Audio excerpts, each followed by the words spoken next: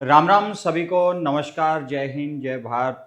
तो आप लोग कैसे हो? मैं आशा करता हूँ कि आप सभी स्वस्थ होंगे, मस्त होंगे, बिंदास होंगे और अपनी अपनी पढ़ाई के अंदर व्यस्त होंगे। गुरुजी पढ़ाई करा केंगी, दिमाग खराब हो पड़े कल को भी। कई जगह जो सोशल मीडिया उसके ऊपर एक न्यूज वायरल हो रही है कि अब रीट नहीं होगी। तो जो ये न्यूज जो चल रही है, वास्तव में ये क्या है?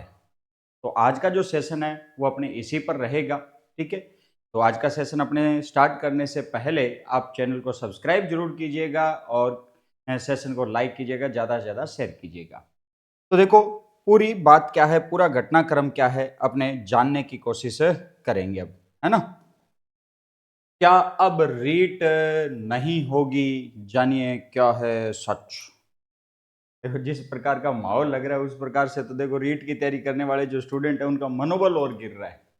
ठीक है, वो लगातार 1 साल से जो तैयारी कर रहे हैं, 2023 के बाद में लगातार रीट की तैयारी में लगे हुए थे, उनके मनोबल भी अब धराशायी हो रहा है। तो ऐसा कुछ नहीं है, आप अपना मनोबल जो है वो न गिराइएगा।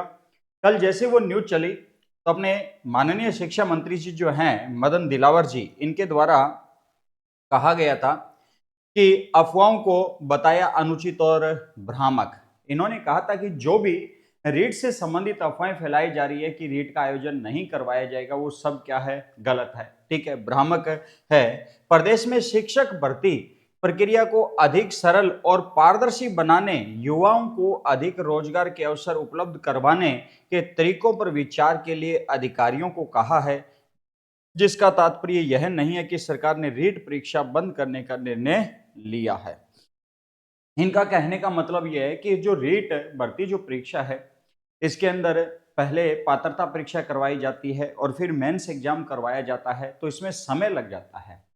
तो ये दोनों से संबंधित एक ही पेपर करवाना चाहते हैं और उसी बेस के ऊपर सिलेक्शन मतलब फाइनल जो है वो सिलेक्शन है चाहते हैं। जो शिक्षा मंत्री जी है, ठीक है, इन्होंने ये कहा है कि रीट को बंद नहीं किया गया है और रीट को और सरल मतलब इसके सिलेक्शन से संबंधित जो है बेरोजगार जो युवा साथी जो तैयारी कर रहे हैं, ठीक है, बेरोजगार युवा जो साथी तैयारी कर रहे हैं उनके लिए और अधिक सरल बनाने की, ताकि उनका समय धन जो है ये दोनों ही क्या रहे, बचत रहे। ठीक है, समय भी कम लगे उस प्रक्रिया के अंदर और धन की भी खपत क्या हो, कम हो। उसे कोचिंग जो है या तैयारी जो है उसे एक ही बार करनी पड़े। इससे संबंधित इन्होंने रीट पर नए प्रावधान बनाने के लिए, रीट को ध्यान रखना कि समुचित एक उसके लिए ढांचा तैयार करने के लिए इन्होंने अधिकारियों को कहा है कि सुझाव दीजिएगा।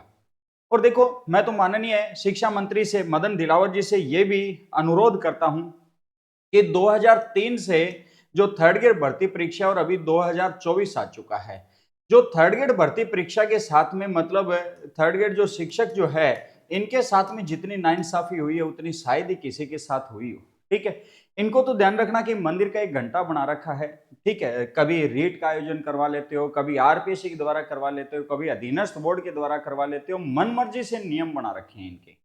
तो आपसे एक अनुरोध है कि साहब इसके लिए कोई एक अच्छा सा ढांचा तैयार किया जाए, प्रारूप तैयार किया जाए, ताकि जो बेरोजगार युवा साथी हैं वो अपनी तैयारी निरंतर रख सकें, एक दिशा में तैयारी रख सकें। ठीक है, कभी आ जाता है कि रीट के अंदर एक पेपर होगा, वो सोचने बैठ गए कि मेंस का एग्जाम की तैयारी करें या प्री की तैयारी करें, पात्रता की तैयारी करें। अभी कल से जो न्यूज चली सोशल मीडिया के ऊपर, उसमें ये कहा कि रीट करवाया नहीं जाएगा। ये तो चलो आपने तुरंत प्रभाव से उसी समय ये कह दिया, लेकिन युवा साथी कहीं ना कहीं यहाँ पर क्या होते हैं, निराश होते हैं। जो बेरोजगार युवा साथी है वो निराश होते हैं। और जब सत्ता में आप आए थे उससे पहले बेरोजगार युवा जो साथी है उनके साथ में आपका यही वादा हुआ था कि एक तो हम पेपर जो लीक है उसके ऊपर लगाम रखेंगे। ठीक है, जो उनके ऊपर उचित जो कार्रवाई है वो की जाएगी। इसके अलावा भर्ती परीक्षा से संबंधित आपने एक ढांचा या एक प्रारूप तैयार करने की बात कही थी और आपकी सरकार को बने हुए लगभग 5 माह हो चुके हैं।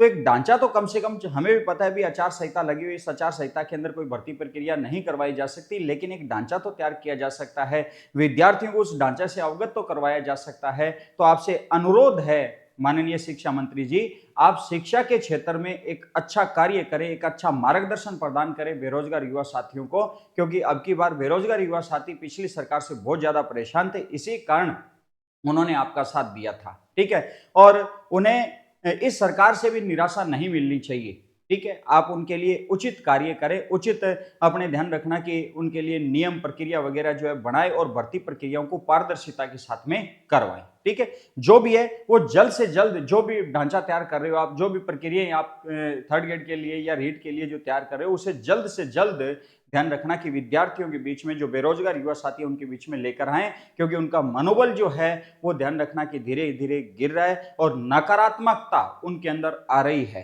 ठीक है, और ये नकारात्मकता ध्यान रखना कि जो है वो विद्यार्थियों के आगे जो है शिक्षक जो भर्ती है उनसे तैयारी से वो विमुख हो जाएंगे नकारात्मकता के कारण। ठीक है, तो आप जल्द से जल्द इस भर्ती प्रक्रिया के जितने भी दिशा निर्देश है वो जारी करें।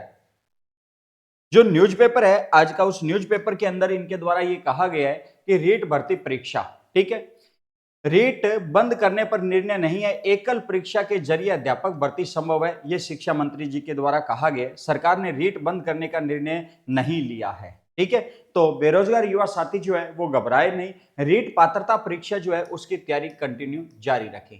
रीट पात्रता जो परीक्षा है इसकी तैयारी जो है वो कंटिन्यू जारी रखें, घबराए नहीं, रीट होगी। ठीक है, सरकार अध्यापक प्रक्रिया को सरल बनाने पर विचार कर रही है। भविष्य में अध्यापक भर्ती के लिए एक ही परीक्षा का आयोजन हो सकता है। मतलब जो रीट के अंदर 2 परीक्षाएं, उनके लिए केवल एक ही परीक्षा का आयोजन किया जा सकता है। अधिकारियों को निर्देश दिया गया है कि अध्यापक भर्ती का सरलीकरण कैसे किया जाए, इसके उपयुक्त तरीके का पता लगाया जाए। शुक्रवार को रीट बंद करने को लेकर चली खबरों के बाद शिक्षा मंत्री मदन दिलावर जी ने स्थिति स्पष्ट की है। दिलावर ने कहा है कि रीट बंद करने की भ्रामक खबरें हैं ये। ठीक है, ये बेरोजगार जो युवा साथी इन पर ध्यान न दें। जो सोशल मीडिया के ऊपर लगातार जो चल रही है, एक चीज ध्यान रखना कि जो व्हाट्सएप यूनिवर्सिटी है, फेसबुक यूनिवर्सिटी है, इंस्टाग्राम यूनिवर्सिटी है, इन यूनिवर्सिटियों के ज्ञान में अगर सत्यता की अगर अपने बात करें तो सत्यता ध्यान रखना कि 0.1% होती है। जो भी इस पर न्यूज दी जाए उसे पहले एक बार प्रमाणित कर लेना चाहिए और उसी के बाद ध्यान रखना कि उस न्यूज पर विचार करना चाहिए। और विशेष तौर पर उन मैसेज पर जो ध्यान रखना कि हैंड रिटन लिखे हुए हैं, मतलब कोई टाइप कर कर उस मैसेज को चढ़ा रहा है तो उस मैसेज को बहुत बारीकी से एक बार उसकी गहनता से जांच करनी चाहिए। अगर कोई अखबार की न्यूज कटिंग है तो उसकी भी एक बार जांच करनी चाहिए, भी शायद न्यूज़पेपर पुराना भी हो सकता है या जो भी है उसकी प्रक्रिया कहीं उसके अंदर मतलब कोई खबर को तोड़ा मरोड़ा तो नहीं गया है। ठीक है, तो इनके बढ़िया तरीके से जांच करने के बाद ही उसके अंतिम निर्णय पर पहुंचा जाए। सरकार अध्यापक भर्ती प्रक्रिया को अधिक सरल और पारदर्शी बनाना चाहती है। इसका तरीका खोजने के अधिकारियों को दिए हैं निर्देश। मतलब पात्रता और मेंस एग्जाम को एक ही करने की इनकी सोच है। रीट परीक्षा में करीब 20 लाख अभ्यर्थियों ने आवेदन किए थे और रीट में 20 लाख से अधिक अभ्यर्थी आवेदन करते हैं। अभी शिक्षक बनने के लिए 2 परीक्षाएं होती है, पहले रीट और फिर अध्यापक भर्ती परीक्षा। चयन बोर्ड अध्यापक भर्ती लेवल और 2 का आयोजन करवाता है। इसमें रीट पात्रता प्राप्त अभ्यर्थी ही आवेदन कर सकते हैं। 2 परीक्षाओं का प्रावधान किस पिछली सरकार के द्वारा लागू किया गया था।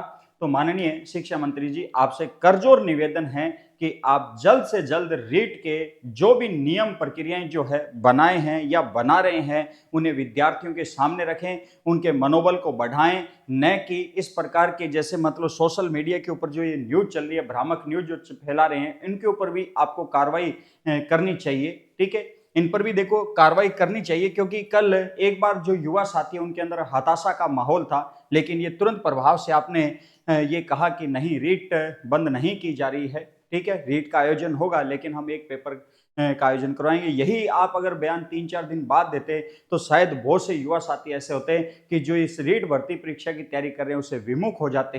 ठीक है, तो नकारात्मक उनमें न आए और भर्ती प्रक्रिया को और अधिक सरल बनाया जाए और कम समय के अंदर और पारदर्शिता के साथ में भर्ती को करवाया जाए। आपसे यही अनुरोध है। ठीक है, ओके जी, धन्यवाद। जय हिंद, जय भारत।